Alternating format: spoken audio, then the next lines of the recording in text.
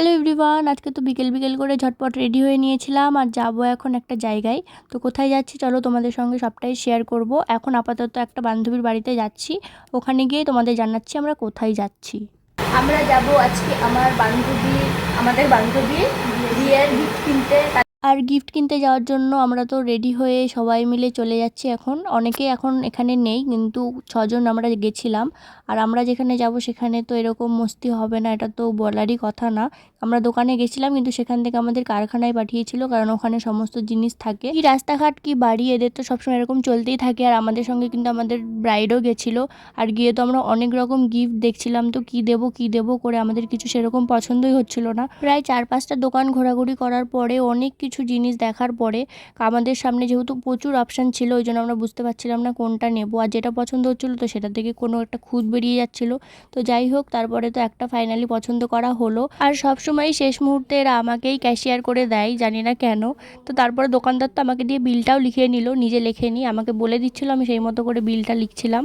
আর এখানে পেমেন্ট করলাম, আর এরা তো বসে বসেই এখানে ঘেমে একাকার হয়ে যাচ্ছিল। তারপর তো আমরা দোকানদার কাকুকে টাটা বলে আমাদের গিফটটা টোটোর ওপরে বেঁধে নিয়ে চলে যাবো এখন বাড়ি। আর আমরা যেখানে যাই সবার সঙ্গে কি করে মিশে যাই আমরা জানি না। আমরা অতিরিক্ত স্মার্ট। আমি বলতে চাচ্ছি যে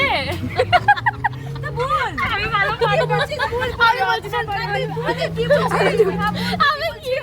আমি একটা কথা বলছি। আমি এদিকে বসেছি, আমি আপনার ভিডিও দেখে বুঝছি এইদিকে নাকি টোটা উলা হয়ে গেছে।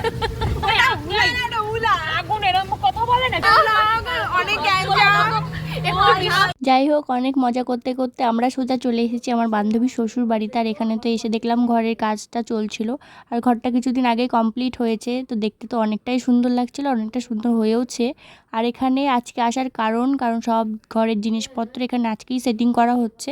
তাই আমরা ডাইরেক্ট আমাদের গিফটটা নিয়ে এই বাড়িতেই আসলাম। তো এই যে আমাদের সেই গিফটটা যেটা আমরা দিলাম, তো কেমন হয়েছে তোমরা কমেন্টে জানিও। অনেকটা রাত হওয়ার কারণে একটু খাওয়া দাওয়া করে আমরা এখন যাচ্ছি বাড়িতে। দুয়ারে দীঘা গাইস, দুয়ারে দীঘা। আমি কি বলছিস? পঞ্চায়েত দীঘা, এটাকে দুয়ারে দীঘা বলে, বুঝছিস?